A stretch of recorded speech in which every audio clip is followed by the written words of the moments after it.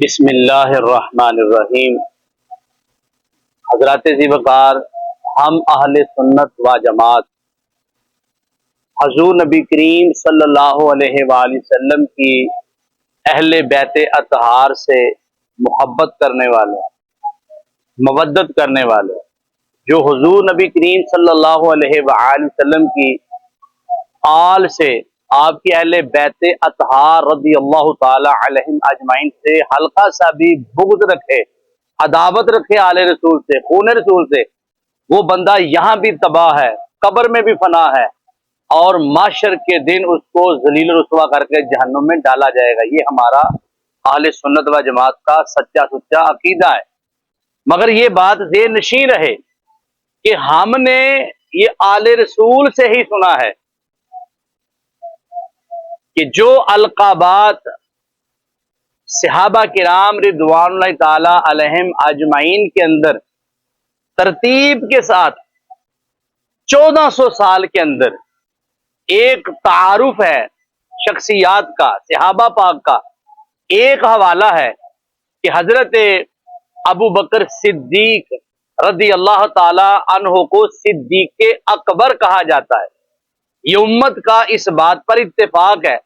اور 1400 سال سے امت خاص و عام جب صدیق اکبر کا تذکرہ ہوتا ہے، یہ لقب بیان ہوتا ہے، تو سب کو پتا چل جاتا ہے کہ یہ حضرت ابو بکر صدیق رضی اللہ تعالیٰ عنہ کی ذات پاک کا ذکر خیر ہو رہا ہے۔ اور اسی طرح جب فاروق اعظم یعنی عمر بن خطاب رضی اللہ تعالیٰ عنہ کا تذکرہ ہوتا ہے، تو جب فاروق اعظم رضی اللہ تعالیٰ عنہ کہا جاتا ہے تو سب کو آسانی کے ساتھ پتا چل جاتا ہے کہ نبی کریم صلی اللہ علیہ وآلہ وسلم کے دوسرے خلیفہ، امیر المومنین، خلیفۃ المسلمین، مراد رسول حضرت عمر بن خطاب رضی اللہ تعالی عنہ کا تذکرہ مبارک کیا جا رہا ہے۔ یہ لقب پہچان ہے آپ کی۔ اور اسی طرح جب حضرت جناب سیدنا عثمان بن عفان، عثمان غنی ذو النورین رضی اللہ تعالیٰ عنہ کہا جاتا ہے، غنی کہا جاتا ہے، ذو النورین کہا جاتا ہے، تو سب کو پتا چل جاتا ہے کہ یہ عثمان غنی کی بات ہو رہی ہے۔ اور اسی طرح جب علی المرتضی، شیر خدا، حیدر قرار، اسد اللہ کہا جاتا ہے، تو سب کو پتا چل جاتا ہے کہ یہ مولا علی شیر خدا کی، حیدر قرار کی بات ہو رہی ہے، علی کے، نبی کریم صلی اللہ علیہ وسلم کے ویر علی کی بات ہو رہی ہے۔ تو جب یہ القابات ان خلفائے راشدین رضی اللہ تعالی علیہم اجمعین کا ایک حوالہ ہے، ایک پہچان ہے، تو اس سے کیوں ہٹا کر امت کو دوسری طرف لگایا جائے؟ اگرچہ یہ سارے وصف، ساری شانیں صحابہ کرام میں درجہ بدرجہ موجود ہیں، لیکن جو جس کا لقب ہے اسی کا آپ رہنے دیں۔ اور جب یہ شعر پڑھا گیا کہ صدیق اکبر کون ہے، تو یہ بات تو مشکوک بنائی جا رہی ہے۔ میں بڑے ادب کے ساتھ کہہ رہا ہوں، ہمارا سب کچھ آل رسول کے قدموں پر قربان، مگر ایسا شعر کہ آپ پوچھ رہے ہیں کہ صدیق اکبر کون؟ قبلہ حضور جامی صاحب سرکار، آپ کی شان وراء الورا ہے، آپ کے اندر خون رسول ہے، مگر حضور یہ آپ نے پوچھا کہ صدیق اکبر کون ہے، تو یہ تاجدار گولڑا شریف، سنیوں کی جان، سنیوں کی پہچان، مجدد اعظم حضرت تاجدار گولڑا شریف کی میر علی شاہ صاحب رحمت اللہ تعالی علیہ، یہ آپ کی کتاب ہے تصفیہ ما بین سنی و شیعہ۔ اب اس کتاب میں متعدد بار حضرت ابو بکر صدیق رضی اللہ تعالی عنہ کا ذکر کرتے ہوئے تاجدار گولڑا نے صدیق اکبر کہا، اور ایک بار نہیں کہا، 2 بار نہیں لکھا، 10 بار نہیں لکھا، کئی بار اس کتاب میں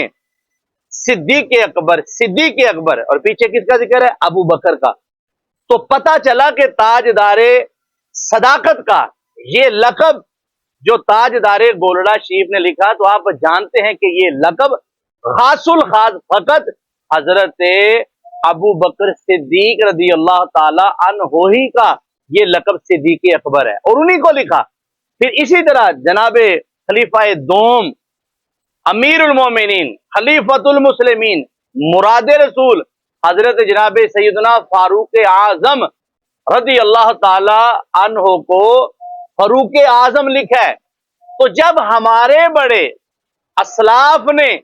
ان القابات کو ان خلفائے راشدین کے ساتھ مختص کیا ہے